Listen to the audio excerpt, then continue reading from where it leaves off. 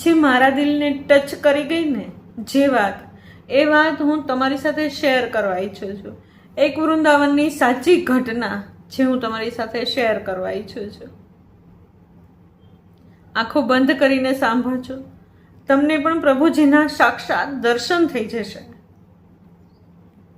જય શ્રી કૃષ્ણ. રાધે રાધે. ઘણા વર્ષો પહેલાની વાત છે. ચાંદની રાત હતી. મંદિરના દ્વાર બધા બંધ થઈ ગયા હતા અને ચાંદની એકદમ આખા જ શહેરમાં વિખરાયેલી હતી. ચારેય તરફ ચાંદનીનો પ્રકાશ હતો. ચાંદનીની રોશનીમાં યમુનાજીની નદી, એમનો કાંઠો, પ્રભુનું ભવન, રાધા રાણીનો મહેલ, કુંજ ગલીઓ, નિધિવન ખૂબ જ સુંદર અને રળિયામણા લાગતા હતા. ઠંડી ઠંડી હવા ચાલતી હતી અને થોડા લોકો પાનની દુકાને ઊભા હતા. રાત્રિ ખૂબ વધારે થઈ ગઈ હતી, લગભગ 11 વાગી ગયા હતા અને પાનની દુકાનેથી એક વ્યક્તિ ચાલતો ચાલતો જાય છે. જુએ છે કુંજ ગલીઓમાંથી એક મીઠાઈવાળા બાબાની દુકાન ખુલ્લી છે. તેમની પાસે જઈને વાત કરે છે કે બાબા કેટલા વાગી ગયા? 11 થવા આવ્યા, હજી આટલી મહેનત કરો છો? તે બાબાએ કીધું, હા ભાઈ, મહેનત તો કરવી પડે ને, પેટને કંઈ પાટા તો નથી બંધાતા ને. એટલે એ ભાઈ કહે છે કે બાબા સૂઈ જાઓ અત્યારે જઈને, વધ્યું ઘટ્યું કામ કાલ સવારે કરી લેજો. તો બાબા કહે છે નહીં ભાઈ, કાલ સવારે ઓર્ડરના લાડુ આપવાના છે, એટલે મારે અત્યારે જ આ કામ બધું કરવું જ પડશે. એટલે આ વાત સાંભળીને એ ભાઈ તો ત્યાંથી જતા રહ્યા. બાબા જુએ છે, હા વાત તો સાચી છે, ઘણી બધી રાત થઈ ગઈ છે, પણ લાડુ હવે થોડા બાકી હતા. એટલે બાબાને વિચાર આવે છે કે કામમાં ને કામમાં ખબર જ ના પડી કે કેટલો સમય થઈ ગયો, અંધારી રાત થઈ ગઈ, ખબર જ ના પડી. એમ યાદ કરતાં કરતાં બાબાને યાદ આવી ગયું કે સાંજના સમયે મને આદત છે, મારી ટેવ છે, હું રોજ સાંજના સમયે હું બાકી બિહારીજીના દર્શન કરવા માટે જાઉં છું. આજે આટલા બધા કામમાં મારાથી ભૂલાઈ ગયું, કેમ આવું થયું? બાબાને યાદ આવી ગયું કે આજે હું ગયો નહીં, આટલું બધું કામ મારા ઉપર બોજ બની ગયું કે પ્રભુના દર્શન મેં ના કર્યા. એટલે એણે પોતાની આંખોને બંધ કરી દીધી અને બાકી બિહારીજીના દર્શન એમણે મનસાથી કરી લીધા. સોરી.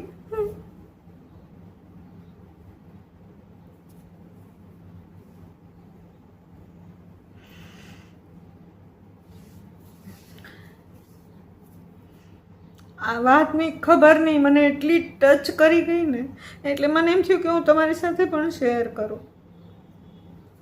એટલે એમને આંખો બંધ કરી દીધી. બંધ કરીને એ માફી માંગે છે કે પ્રભુ આજ મારી ભૂલ થઈ ગઈ કે હું તમારી પાસે આવી ના શક્યો, મારી પાસે એટલું બધું બોજ હતું ને કામનું.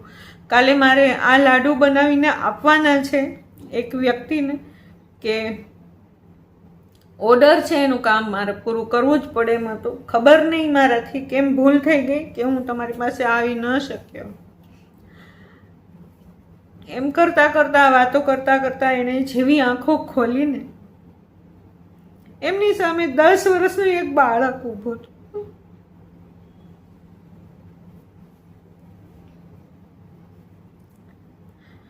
એ બાળકને જોયું ને તો પહેલાં તો નવાઈ લાગી કે આવી કાળી અંધારી રાત્રે એક નાનું એવું બાળક મારી દુકાનમાં. એટલે પૂછે છે બાબા કે બેટા કેમ અહીંયા, કંઈ જોઈએ છે તને? એટલે એ બાળક કહે છે, હા બાબા, મને ભૂખ લાગી છે, મારે લાડુ ખાવા છે, મને આપશો? એટલે બાબાએ જવાબ આપ્યો, હા હા બેટા, લઈ જા, તારે જે જોઈએ એ લઈ લે, મારી આખી દુકાન ભરી છે મીઠાઈઓની, તને જે ભાવે ને એ મીઠાઈ તું લઈ લે. એટલે એ બાળક કહે છે કે નહીં બાબા, એમ નહીં લો. તો બાબા કહે છે તો? એટલે એ બાળક કહે છે બાબા મારા હાથના કંગન છે, એ કંગન તમે લ્યો અને મને લાડુ આપો. એટલે બાબા કહે છે મારે કંગનની કાંઈ જરૂર નથી. એટલે બાળક કહે છે કે હું એમને તો લાડુ ન ખાઉં, એને એમને મફતનું તો હું નહીં જ ખાઉં, માટે તમે મારી પાસેથી આ કંગન લઈ લો અને મને લાડુ આપો. એટલે બાબા વિચાર કરે છે કે આ બાળક એમ માનશે નહીં, લાવ ને કંગન લઈ લો અને બાળક ખાઈ લે ને જ્યારે, ત્યારે હું એમને પાછું આપી દઈશ આ કંગન. એટલે એમ વિચાર કરી અને બાબાએ એ કંગન લઈ લીધો અને લઈને એક બાજુ મૂકવા જાય છે. અને જેવા મૂકીને એક બાજુ જોયું ને કે જ્યાં આગળ એ બાળક ઊભું હતું ને ત્યાં આગળ જોવે છે ને તો એ બાળક ગાયબ. અને વિચાર કરે છે કે આ બાળક ક્યાં ગયું. પછી એને એમ થઈ ગયું કે તો બાળક કહેવાય ને ભાઈ, કદાચ લાડુ હાથમાં આવી ગયા અને ભૂખ્યું હતું બાળક તો એ દોડીને જતું રહ્યું હશે, કાંઈ વાંધો નહીં. પણ એ બાળકનું તેજ એટલું અનુપમ હતું ને, એ જોઈને એ બાબાને એ બાળક મગજમાંથી જતું જ નથી. હેને એને જોયા પછી એને મન એકદમ વ્યાકુળ થઈ ગયું, એ બાળક ક્યાં ગયું અને કેટલું સુંદર અદ્ભુત રૂપ, કે ક્યારેય આવું બાળક એમણે ક્યારેય જોયું જ નથી. પછી એ કામમાં લાગી ગયા, થોડીક વાર થઈ, લાડુ બધા પૂરા થઈ ગયા અને બાળક મગજમાંથી જતું નથી. દુકાન વધાવી લીધી અને એ બાબા ધીમે ધીમે કરી અને એના ઘરે જતા રહ્યા, પથારીમાં સૂતા, પણ એ બાળક મગજમાંથી જતું જ નથી.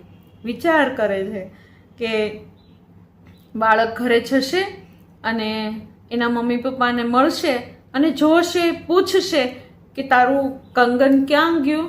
એટલે કહેશે બાળક કે ભાઈ આવી રીતે મને ભૂખ લાગી હતી, એક બાબાની દુકાને હું ગયો હતો ને તો ત્યાં આગળ હું કંગન મૂકીને આવ્યો છું.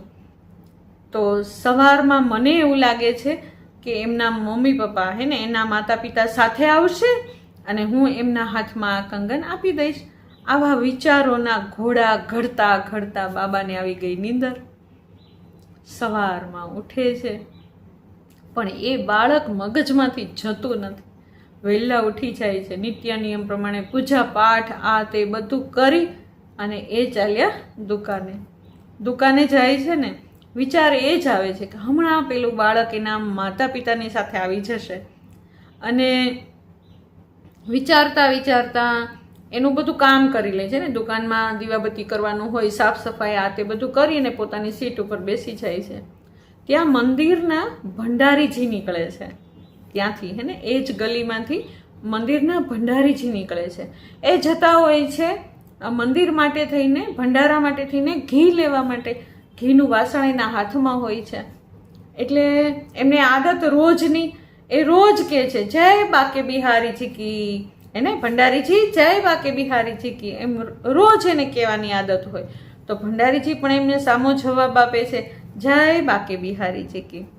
એટલે એમનો ચહેરો જોઈ અને બાબાને એવું લાગે છે કે કેમ ભંડારીજી આજે કેમ એકદમ ધીમું ધીમું બોલો છો અને કેમ ઉદાસ છો, આટલા બધા ઉદાસ તો મેં તમને ક્યારેય જોયા જ નથી. એટલે ભંડારીજીને એમ થાય છે કે આ વ્યક્તિ સારા છે, ભોળા છે, તો લાવને હું એની સાથે વાત મારી શેર કરું. તો એ ઊભા રહી જાય છે અને વાત કરે છે કે બાબાજી તમને ખબર છે એક મોટું કામ મારાથી ખોટું થઈ ગયું, ખબર નહીં મારું કેમ ધ્યાન બંટાઈ ગયું અને મંદિરમાંથી ચોરી થઈ ગઈ.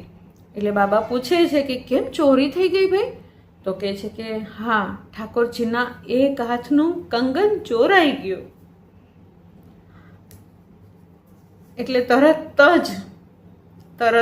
જ બાબાજીને મનના ઘોડા દોડવા લાગ્યા.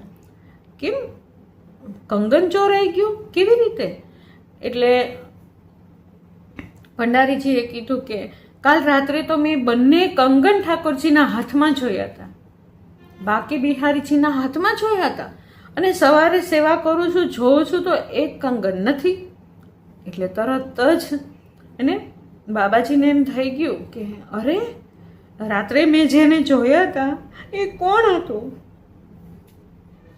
એ ક્યાંક પ્રભુજી તો નથી, એ મારા પ્રભુ તો નથી, એ બ્રહ્માંડનો નાથ તો નથી કે જે મારા હાથના લાડુ ખાઈને જતા રહ્યા. એટલે ને એમ થાય છે કે મનમાં ઘણા બધા ઘોડા ચાલતા હોય અને ઘણું બધું વિચારે છે કે પ્રભુ મને મળવા માટે આવ્યા હતા અને મારા હાથના લાડુ ખાઈને જતા રહ્યા, મને એવું લાગે છે. એટલે ભંડારીજી સામું જોઈને આમ સ્તબ્ધ થઈ ગયા કે બાબાજી તો એકદમ એને ઊભા રહી ગયા, ખડા થઈ ગયા છે એકદમ. એટલે એમને હલાવે છે તો એ આખા ધ્રુજતા હતા, એને આખું શરીર એનું આખું બોડી ધ્રુજતું હતું. એટલે એકદમ દબાયેલા અવાજે બાબાએ કીધું કે ભંડારીજી, આ કંગન ક્યાંક ઠાકોરજીનું તો નથી, એમ કરીને કંગન એને દેખાડ્યું. એટલે જુએ છે ને, એટલે ભંડારીજી તો સ્તબ્ધ થઈ ગયા એકદમ, એને એકદમ આમ ચોંકી ગયા. હા, તમારી પાસે ક્યાંથી?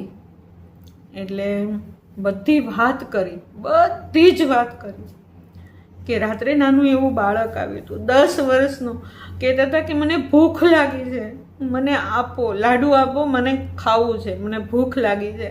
પણ એમને એમ ન ખાધું, એમને પરાણે મને એક કંગન આપ્યું અને લાડુ લઈને ક્યારે જતા રહ્યા અને મને ખબર પણ ન પડી. અને આંખમાંથી પાણી જાય જ છે. એટલે ત્યારે ભંડારીજીને યાદ આવ્યું કે કાલે રાત્રે હું બંટાજીમાં લાડુ મૂકતા ભૂલાઈ ગયું હતું.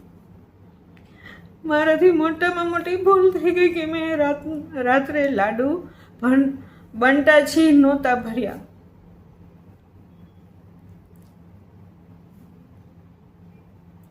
એ કંગન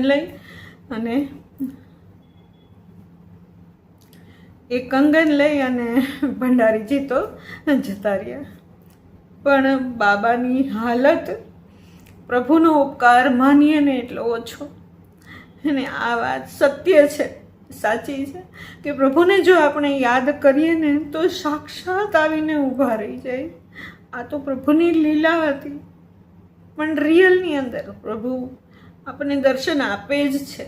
જો આપણે હૃદયથી પ્રભુને યાદ કરીએ ને તો પ્રભુ આપણી ઈચ્છા પણ પૂરી કરે છે ને પ્રભુ આપણને દર્શન પણ આપે છે. પણ આપણો પ્રેમ પ્રભુ પ્રત્યે નિસ્વાર્થ હોવો જોઈએ, તો પ્રભુ આપણને દર્શન જરૂર આપે છે. આ એક સરસ મજાની વાત સત્ય ઘટના ઉપર આધારિત, અને મને બહુ ગમી, અતિશય ગમી. આવી તો અનેક વાતો હું રોજ સાંભળું છું, મને ખૂબ જ ગમી, અતિશય ગમી. મારા ખ્યાલ પ્રમાણે તમને પણ ગમી હશે. જય શ્રી કૃષ્ણ. રાધે રાધે.